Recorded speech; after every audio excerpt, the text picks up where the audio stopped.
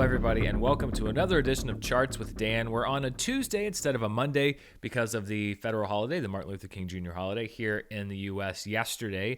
And usually that means that I get to wait for the box office results to come in. Sometimes you don't have it on a holiday Monday, but we're not necessarily in that position. We're going to talk about why that is. Kind of an abbreviated episode. I know I say that all the time, and then it's not really, but I think today is actually going to be kind of an abbreviated episode. But we're going to talk about Wonder Woman 1984, what it did at the box office, the competition it's facing, and what that might tell us about the movie, even though it's hard to compare because it is on HBO Max. Let's look at the top five for this last weekend. As a matter of fact, we have two top fives to look at. The first one is the 3-day weekend, the top five movies. The lead movie, the number one film that we definitely know overtook Wonder Woman 1984 is Liam Neeson in The Marksman. Even though the box office is down, it's still January, which means that we have a number one debut from Liam Neeson. This is actually the second time he's been at the top of the charts. He also had the movie Honest Thief that came out during the pandemic. So Liam Neeson, one of the people still hard at work during this pandemic, at number one. Wonder Woman there at number two with $2.6 million. Then The Croods, A New Age, hanging in at number three with just over $2 million. News of the World at just over $1 million. And Monster Hunter just shy of $1 million, coming back into the top five. So those are your top five for the 3-day weekend. Now, the 4-day weekend gets a little more interesting because we've talked about this. We talked about this when Tenet came out. Warner Brothers is doing some very weird things. Well, Warner Brothers is doing a lot of weird things. But one of the odd things that it's doing is it is withholding box office information in a way that is unusual for other studios. So usually a studio reports their estimated box office day by day. So the studio will report what a movie made on the Friday that it opened and then the Saturday that it opened. At the end of the weekend, then the studio will report the estimate for what they estimate their movie made over the weekend. And then on Monday, they will give you the final number for what it made. Warner Brothers has not been doing that. Remember when Tenet came out, Warner Brothers gave a number at the end of the first weekend of the movie's release, but that first weekend included the previous weekend's grosses from Canada. It included the preview grosses from the week before. So it wasn't really a 3-day opening. It was really the cumulative number that Tenet had made over this week-long process of opening. And so it was really hard as an analyst to know exactly how much money Tenet made in that 3-day window. Well, this is once again getting in the way of Wonder Woman 1984's numbers because we have an estimated number for Wonder Woman 1984 from Friday through Sunday, but Warner Brothers, as of me taping this right now, has not recorded or reported what even the estimated number is for Monday because they've pretty much suspended daily box office reporting. They will only give one number a week, usually, as of right now, and that is the estimated weekend number on Sunday. So right now we don't really know what the numbers were for Wonder Woman 1984 over the Martin Luther King Day weekend. And here's how I think it's working against them. These are the estimated numbers, and some of the more final numbers have come in, but these are the estimates that were in a lot of the trades yesterday. And by those estimated numbers, they had The Marksman at $3.7 million, and then The Croods, A New Age, was reported to be the second place movie for the weekend at $2.9 million. So by the estimates that the trades were projecting yesterday, The Croods overtook Wonder Woman 1984 as the second place movie, and that's because there was no reporting from Warner Brothers on what Monday's number was going to be. The number here for Wonder Woman 1984, $2.7 million, was a number that was fed from insiders. Insiders say, or people, this is what their number reportedly is, but we just don't know. Now, looking myself at the actual numbers that have come in, because we do have actuals now for The Croods to New Age for both Friday through Sunday and also for Monday, it looks like The Croods may have been closer to $2.5 million. So even though it was reported that The Croods overtook Wonder Woman at the 4-day box office, I think it's actually just as likely that Wonder Woman stayed in second place. And I think that might have been how it was reported if Warner Brothers were offering their own projections. However, that's not how it is. And so for this news cycle, and we'll see once the numbers come through, the final result may be that Wonder Woman was in second place. But for this news cycle, it's been reported by a lot of places that Wonder Woman lost its footing at the box office, not only to the new film from Liam Neeson, but also to The Croods: A New Age, which, by the way, has been in theaters since Thanksgiving. is available premium video on demand, so is available for people to watch at home, and yet still passes Wonder Woman over after only a couple of weeks at the box office. Remember, Wonder Woman is also due to rotate out of HBO Max in the next several days and be exclusively theatrical. So Warner Brothers isn't really going to have a whole lot of places to hide if the theatrical numbers keep sagging for Wonder Woman 1984, because that will show that there isn't much interest outside of that initial window right now, at least, for people to go to the theater and watch their movies. That could affect the ongoing negotiations between Warner Brothers and their different partners as far as this new deal and the exclusive month-long HBO Max window, and the fact that there is an exclusive box office window after that. So this is a case where I think Warner Brothers being opaque with their box office numbers is actually working against one of their films. I don't think that it was a particularly great news cycle for Wonder Woman 1984, because it would appear, at least based on these estimates, that it could perhaps have dropped to third place over the 4-day weekend. I'm going to keep an eye on these numbers, and they may very well be updated before I'm done editing the show. If they are, then I'll pop in with a little voiceover thing and give you the final results. If they're not, then the show will just keep going and we'll address it next week. And it will be interesting to see when and if Warner Brothers decides to go back to the traditional way of reporting box office numbers, because most other studios are still doing it that way, particularly since the business has started to ramp up a little bit, at least after that initial period where pretty much nothing was coming out through last spring and into last summer. This will be something to watch, and it will be part of this transition as we try to find a new normal, and then hopefully in the long run get back to normal as far as box office business goes. Let's take a look at the 2021 domestic chart, and because it is obviously the biggest debut this year, Liam Neeson is atop the 2021 domestic box office with The Marksman at $3.7 million. Another new release this past weekend, or I guess you could say a new release of an old release, The Emperor's New Groove, took in $219,000 at the box office. That's good enough for second in 2021. The re-release of Alien, which was the #1 film, has dropped down to #3. Then at #4, Sing, a re-release of the animated film from Illumination, came into the marketplace at #4 with $53,000.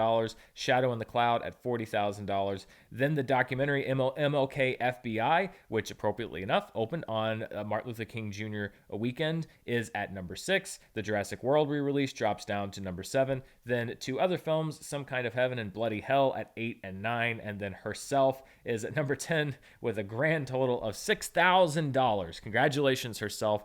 In the 2021 domestic box office, at least for the first part of the year, $6,000 is enough to get you on the top 10. So there's not going to be a whole lot of box office movement, at least as far as new releases go, in the next few weeks. So you're going to see some of these titles probably sticking around, but also a chance for some movies who probably never anticipated ever being on the top 10 list for any year are going to be popping up on this list, because pretty much a theatrical run of any kind, at least for the next couple weeks, is going to get you on that list.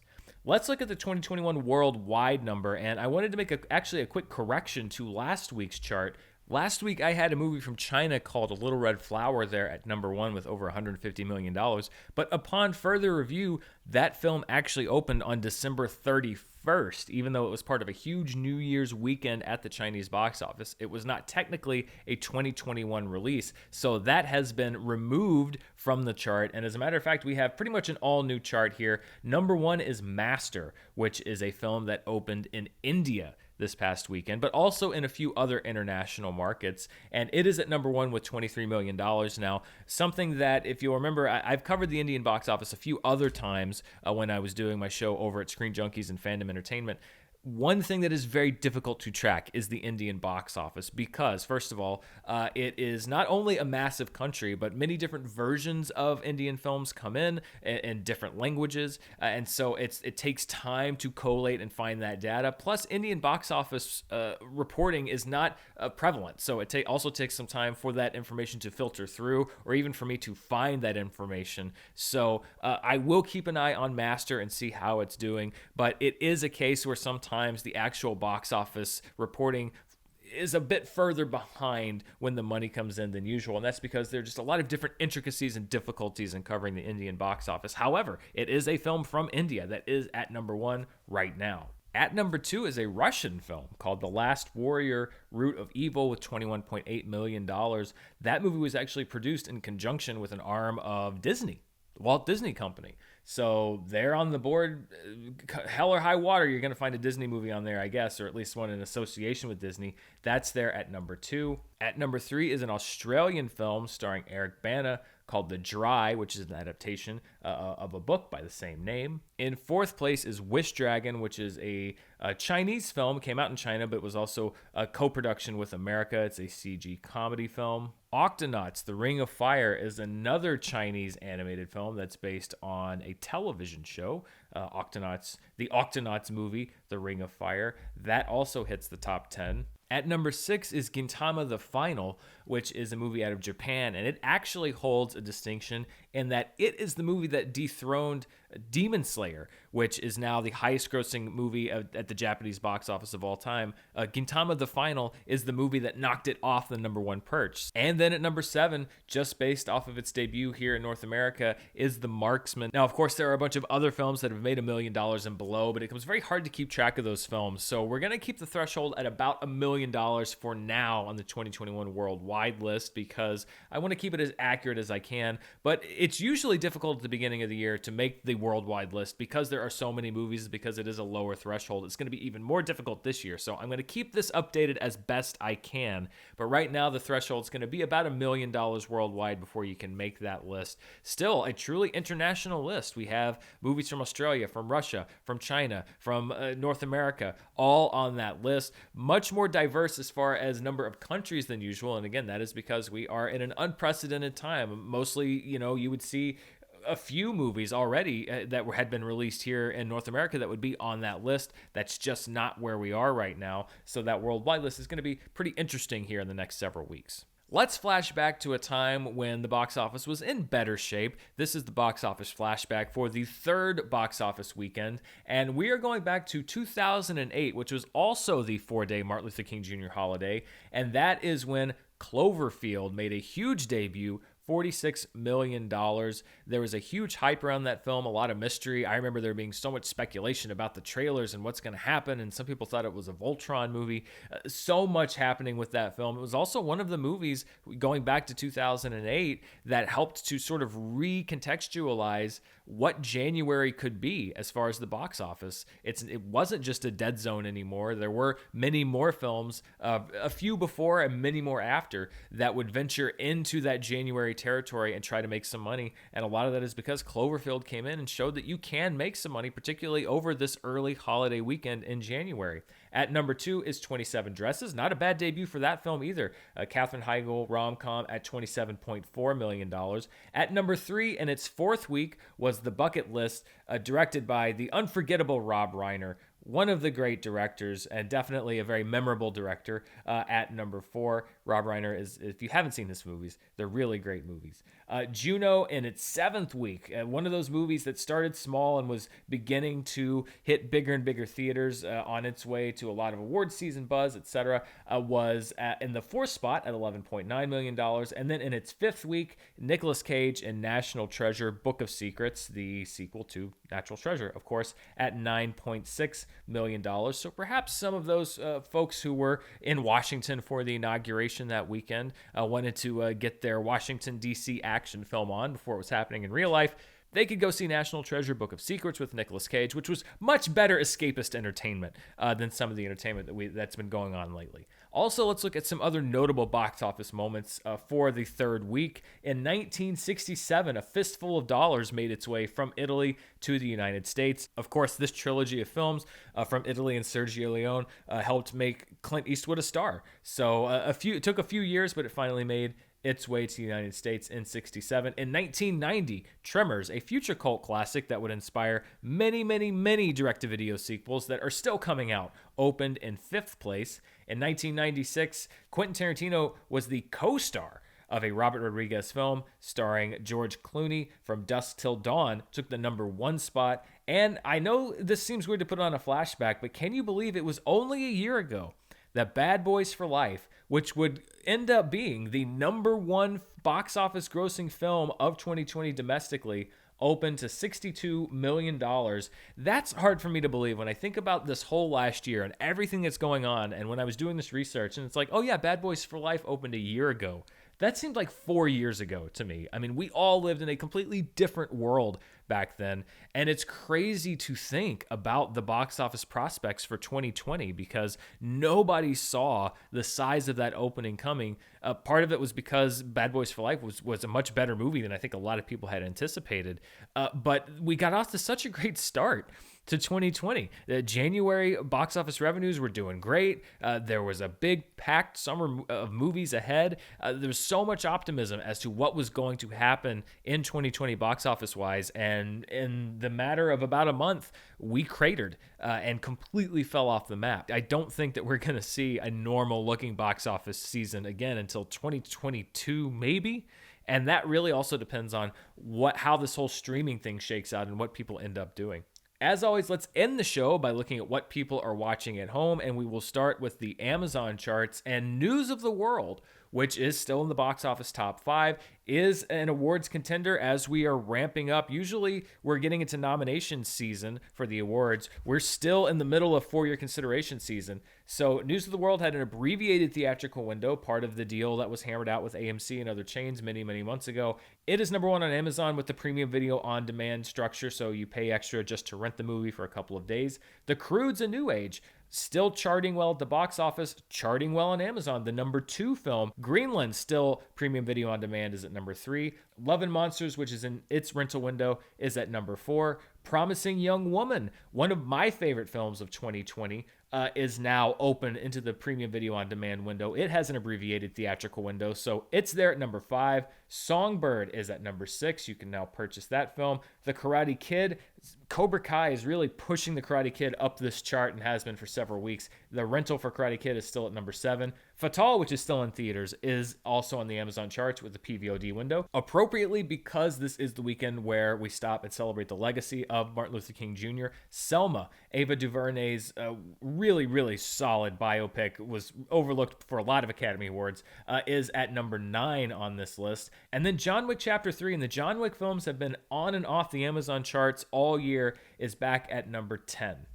Let's look at what people are watching on iTunes. News of the World is the number 1 film on premium video on demand there. Then at number 2, you have Tenet, which has opened the buy-rent window. Then at number 3, American Skin, which is also available for purchase or rental. That movie actually hit some film festivals in 2019, but is just entering the charts here in early 2021.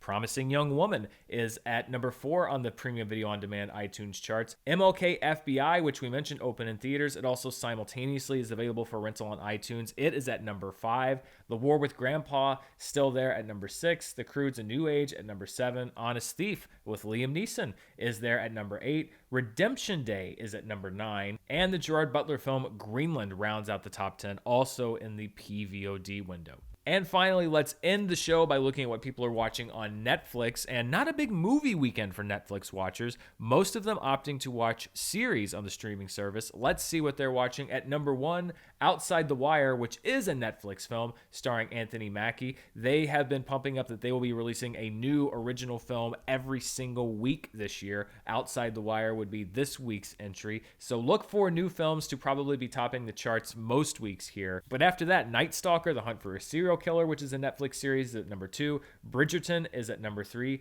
LA's Finest, which I believe aired for Spectrum customers originally, is now on Netflix. That is at number 4. So that's not a Netflix original series, but it is a series that Netflix has acquired. Lupin, the French series that we talked about last week, which is being presented as a Netflix original, is at number 5. Henry Danger is at number 6. That is a Nickelodeon series that is now available on Netflix. Disenchantment from Matt Groening, a new collection of episodes, is available. That's at number 7. Cobra Kai drops down to number 8. Bling Empire, a Netflix original series, is at number 9. And then the only other movie other than Outside the Wire is at number 1, and that is the Netflix original We Can Be Heroes, directed by Robert Rodriguez and starring Pedro Pascal, is at number 10. And that does it for this week on the charts. Next week, just to tease something, I'm working on another big research project. After the video I did about Wonder Woman 1984 and the critics' reviews made such a big splash, and it was crazy to see the conversation and everything popping up. But something that came up around the movie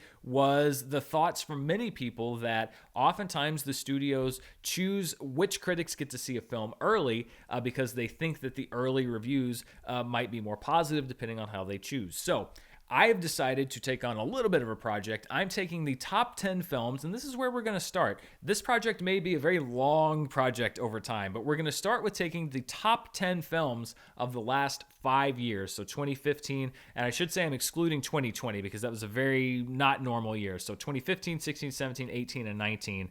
The top 10 films from each year. I'm looking at the reviews, when they came out, which ones came out at embargo, which ones came out pre-release, and then how the movie did as it was released and then after it was released to see if there is a trend of early reviews being higher or maybe even lower on a movie than the eventual consensus turns out to be. So I was working on it for this week, didn't quite get it done in time, but next week I'm going to present those findings and then we'll see where this project takes us, because I do think in many ways, the way that I think that box office reporting in a weird way is a sociological experiment, I think looking at reviews can do the same thing, because is there some kind of a trend? Do later reviews skew more negative if the early reviews are more negative? Do they skew more positive if the early reviews are positive? I don't know yet. I'm still crunching all those numbers, but we're going to start that look at how the critics react and at what stage. Is it normal to see higher reviews come out at the very pre-release stage of a film, or do they stick to around the same as the consensus?